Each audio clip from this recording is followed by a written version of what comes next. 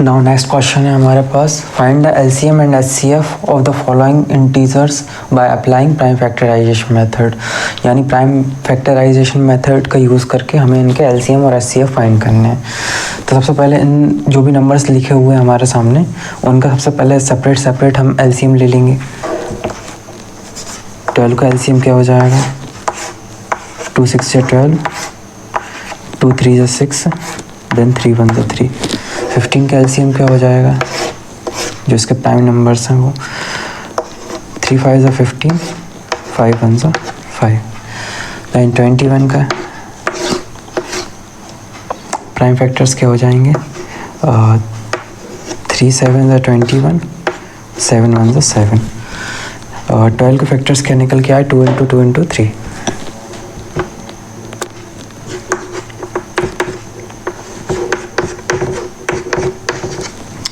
Then 15 के factors क्या हैं, 15 3 इंटू 5। 21 के फैक्टर्स 3 इंटू 7। देन एचसीएफ के लिए मैंने बताया था कि इनके प्राइम नंबर्स में जो भी कॉमन नंबर आता है वही उसका क्या हो जाता है, एचसीएफ। जैसे कि यहाँ पर आप देख सकते हैं 3 इन तीनों में कॉमन आ रहा है, तो इसका एचसीएफ क्या हो जाएगा, 3। देन एलसीएम क्या होगा इसका, जो नंबर इसमें कॉमन आ रहा है वो तो इंक्लूड हो गई, जैसे कि 3 इन तीनों में कॉमन आ रहा है, साथ में जो नंबर कॉमन नहीं आ रहा है वो भी हमको इंक्लूड करने पड़ेंगे। जैसे 2 यहाँ पर है and 2 into 2, then 5 then 7। LCM में एक बात ध्यान रखनी है आपको कि जो नंबर कॉमन आ रहा है तीनों में वो सिर्फ 1 टाइम लिखाएगा ना। 2 2 ज़ा 4, 4 3 ज़ा 12, 12 5 ज़ा 60, 60 इंटू 7, 6 7 ज़ा 42, देन 0 ना, 420 इसका आंसर है। देन नेक्स्ट पार्ट क्या दिया हुआ है, 17 23 और 29। इनके सेपरेट सबसे पहले एलसीएम निकाल लेंगे हम। 17 का एलसीएम क्या हो जाएगा, 17 किसी के टेबल में नहीं आता इसलिए 17 1 टाइम चला जाएगा 17 से। देन 23 भी किसी के टेबल में नहीं आता तो 23 भी 1 टाइम चला जाएगा। देन 29 सेम, 29 भी किसी के टेबल में नहीं आता, 29 भी 1 टाइम चला जाएगा। देन इनके प्राइम नंबर्स क्या होंगे, 17 के 17 इंटू 1, 23 क्या आ जाएंगे, 23 इंटू 1। 29 के क्या निकल के आया हमारे पास, 29 इंटू 1। एचसीएफ के लिए मैंने बताया था कि जो भी नंबर इनमें कॉमन आता है वही इसका क्या होता है, एचसीएफ। तो तीनों में क्या कॉमन आ रहा है, यहाँ पर इस बार 1 कॉमन आ रहा है, तो एचसीएफ इनका क्या हो जाएगा, 1। देन एलसीएम वो नंबर होता है जो इन तीनों में कॉमन तो आ रहा है, साथ में क्या जो अनकॉमन नंबर है वो भी इंक्लूड होंगे उसमें। जैसे कि 1 सब में कॉमन आ रहा है, 1 इंटू 17 इंटू 23 इंटू 29। इनका मल्टीप्लिकेशन करने के बाद हमारे पास नंबर आया 11339। देन नेक्स्ट पार्ट की तरफ मूव करते हैं।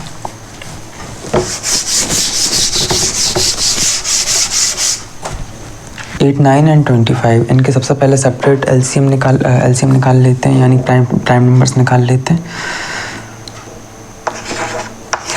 8 के फैक्टर क्या निकल के आ जाएंगे, 2 4 सा 8 एंड 2 2 सा 4, देन 2 1 सा 2।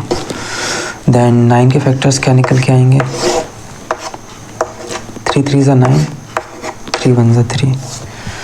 25 के फैक्टर्स क्या निकल के आएंगे हमारे पास, 25 के फैक्टर्स क्या निकल के आएंगे हमारे पास, 5 5 सा 25, देन 5 1 सा 5। क्या फैक्टर्स निकल के आए 8 के, 2 इंटू 2 इंटू 2। 9 के फैक्टर्स क्या क्या हैं, 3 इंटू 3। 25 के फैक्टर 5 इंटू 5। HCF क्या होगा इनमें, देखो इनमें कोई भी नंबर कॉमन नहीं आ रहा। अगर कोई भी नंबर कॉमन नहीं आ रहा है तो साथ में क्या और इंक्लूड होगा इसमें, 1, है ना। तो HCF क्या हो जाएगा यहाँ पर 1। क्यों? क्योंकि जब कोई भी नंबर कॉमन नहीं आता तो हम किसको HCF मानते हैं, 1 को, क्योंकि 1 का इस पूरे नंबर में मल्टीप्लाई करने पर इस नंबर पे कोई फ़र्क नहीं पड़ता है ना, इसलिए 1 मान लेते हैं हम, है ना। देन LCM क्या हो जाएगा, जो अनकॉमन नंबर है साथ में जो कॉमन नंबर है वो सारे इंक्लूड होंगे इसमें। देन 2 × 2 × 2, 3 × 3,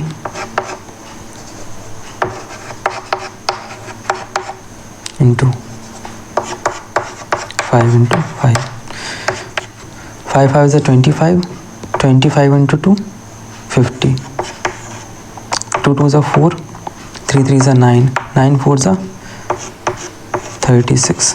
देन इनका मल्टीप्लाई करने के बाद हमारे पास क्या आंसर आया,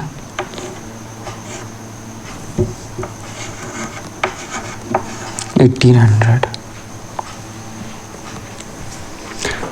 नाउ नेक्स्ट क्वेश्चन है, find that HCF of 306 and 657 is equals to 9।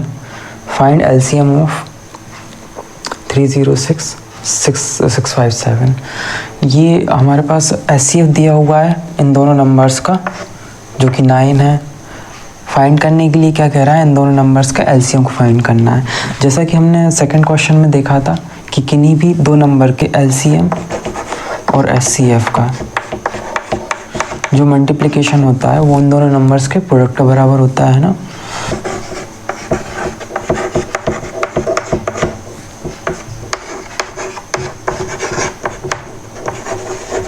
Product of given number.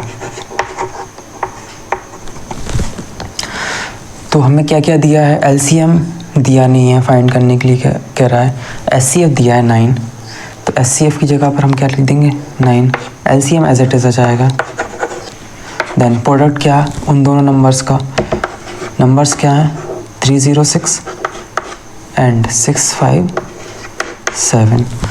यहाँ पर LCM निकालना है हमें, तो LCM के छोड़कर बाकी सब नंबर्स हम उस साइड लिख के जाएंगे इक्वल्स टू के उस साइड।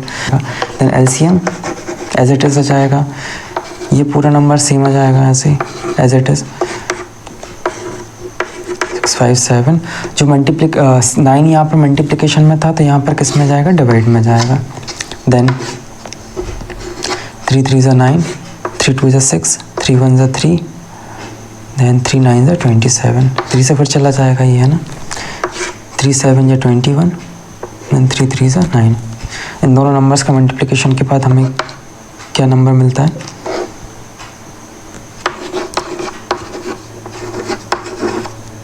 ये आपका फाइनल आंसर हो जाएगा। तो इन दोनों नंबर्स का LCM क्या निकल के आया, 12,338। नाउ नेक्स्ट क्वेश्चन दिया हुआ है, check whether 6 to the power n can end with digit 0 for any natural number. तो यहाँ पर क्वेश्चन पूछ रहा है हमसे कि 6 to the power n यानी n क्या होता है, नेचुरल नंबर, जैसे कि 1 2 3 4 एंड सो ऑन। अगर हम 6 की पावर में इनमें से कोई सा भी नंबर रखते हैं n की जगह पर, तो क्या वो 0 के साथ एंड होगा। तो उसको बताने के लिए पहले मैं एक दूसरी चीज़ आपको बताना चाह रहा हूँ कि हम अगर 10 के फैक्टर निकालते हैं तो क्या निकल के आते, 2 × 5, 5 to the 10 होता है। 100 के निकालते अगर,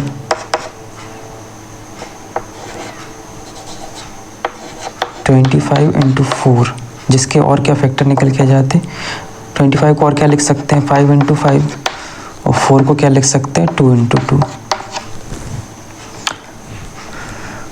अगर हम 130 का फैक्टर निकालते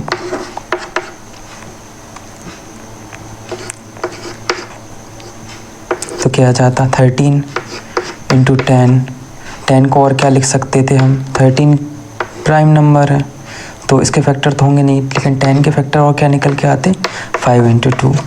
यानी कहने का मतलब ये है, अगर कोई भी ऐसा नंबर है जिसके लास्ट में क्या हो, 0 हो, तो उस नंबर के फैक्टर में क्या नंबर कॉमन आएगा हमेशा, 2 और 5। जैसे कि आप यहाँ पर देख लो 10 का जब फैक्टर किया हमने तो इन दोनों के फैक्टर क्या निकल के आए, 2 और 5। देन अगर हमने 100 के फैक्टर जब किए तो क्या क्या निकल के आए, 5 और 2। यहाँ पर हमने 130 के फैक्टर किए तो क्या कॉमन आया, 5 और 2। यानी कहने का मतलब ये है कि अगर ऐसा कोई भी नंबर है जिसके एंड में क्या हो, 0 हो, यानी यूनिट डिजिट पे अगर 0 हो तो उन नंबर्स के फैक्टर जो भी निकल के आएंगे उनमें क्या नंबर कॉमन आएगा, 2 और 5। यानी कहने का मतलब ये है कि अगर हमको इस क्वेश्चन में ये बताना है कि 6 टू द पावर n में हम नेचुरल नंबर्स में से कोई भी अगर एक नंबर रखते हैं और अगर वो 0 से एंड होता है तो हमें क्या बताना पड़ेगा इसमें कि इसके फैक्टर्स में क्या क्या नंबर्स आ रहे हों, 2 और 5। जैसे कि अगर हम 6 का फैक्टर निकालते हैं तो क्या निकल के आएंगे, 2 × 3, 3 2 या 6 है ना, टू दी पावर n। तो इसके फैक्टर में आप देख सकते हैं 2 तो आ रहा है लेकिन क्या नहीं आ रहा है इसमें, 5, जो कि नेसेसरी है। अगर 5 नहीं आ रहा है इसका मतलब कि इनके पावर में अगर नेचुरल नंबर्स में से भी कोई भी अगर नंबर रख भी देंगे हम तब भी क्या नहीं आएगा लास्ट में, 0। यानी एंड किसके साथ नहीं होगा, 0 के साथ। तो हम यहाँ पर कुछ लाइंस लिखनी पड़ेंगी। तो यहाँ पे ये क्लियर हो गया कि जो 6 की पावर है उसमें अगर आप नेचुरल नंबर्स में कोई भी नंबर रख लेंगे लेकिन उसमें 0 के साथ एंड नहीं होगा। तो हमें यहाँ पर कुछ लाइन लिखनी पड़ेगी, जैसे कि 5 is not a factor of 6 to the power n for a digit and with 0 must have। हमने क्या देखा था कि उसके फैक्टर्स क्या क्या होने चाहिए, 2 और 5, जो कि यहाँ पर 5 नहीं है, must have 2 and 5 as A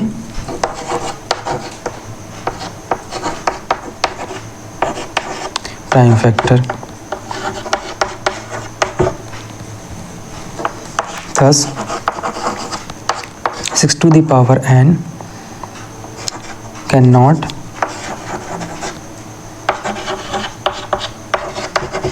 end with